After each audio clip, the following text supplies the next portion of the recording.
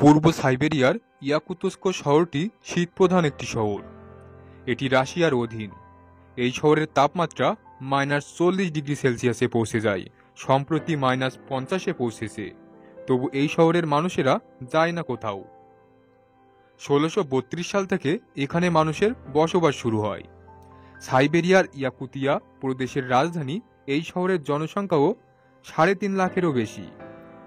October থেকে April এই সময়টাই এখানে শীতের প্রকোপে নিঃশ্বাস নেওয়া কঠিন।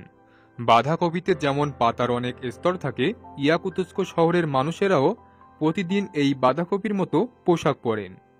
পুরু আস্তরণযুক্ত গরম উলের তৈরি একাধিক পোশাক গায়ে চাপান তারা। বরফের মাঝে সেভাবেই কাটিয়ে দেন দিন। কি বা করার আছে? ঘরের বাইরে কিছুক্ষণ থাকলে গোঁফদাড়ি ভুরু পর্যন্ত জমে সাদা হয়ে যায়। তারপরেও এখানে বন্ধ হয় না দোকান। আবহাওয়ার অবস্থা এমন যে বিকাল 3টায় মনে হয় রাত হয়ে গেছে। জীবন তবু থেমে থাকে না।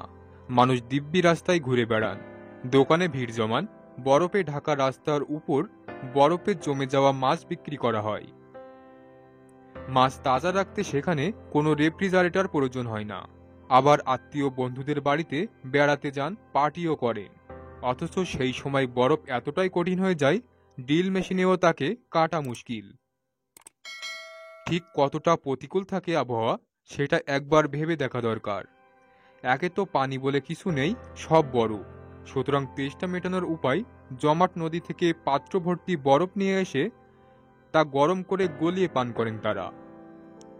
শরীর ক্লান্তিতে ভরে যেতে থাকে, আর 20 মিনিট পরেই মুখের পেশি থেকে আঙুল সব অসাড় হয়ে যায়। তাই কোনোভাবেই সর্বোচ্চ 8 ঘন্টার বেশি কেউ বাইরে থাকেন না। শহরের বেশিরভাগ মানুষই ট্যাক্সিতে যাতায়াত করেন। এখানকার বাড়িগুলো তৈরি হয় স্টিলের বুনিয়াদের উপরে। এগুলোর নিচের দিকে বায়ু চলাচলের ব্যবস্থা থাকে। পানি ও গ্যাসের লাইন থাকে মাটির উপরে। ইয়াকুতস্কের মানুষ নিজেদের উৎসবের আমেজে রাখেন। রাতে হাজির হন নাইট ক্লাবে, নাচ গানে মেতে ওঠেন তারা। এখানকার বাসিন্দাদের টাকার অভাব নেই। আসলে সোনা, ইউরেনিয়াম ও হীরার খনির কারণে উপার্জন বেশ ভালো। তাই শহর ছেড়ে যেতে কেউই খুব একটা আগ্রহ দেখান না। রাশিয়ার দ্রুত উন্নয়নশীল আঞ্চলিক শহরগুলোর মধ্যেও এগিয়ে থাকা শহর ইয়াকুতস্ক।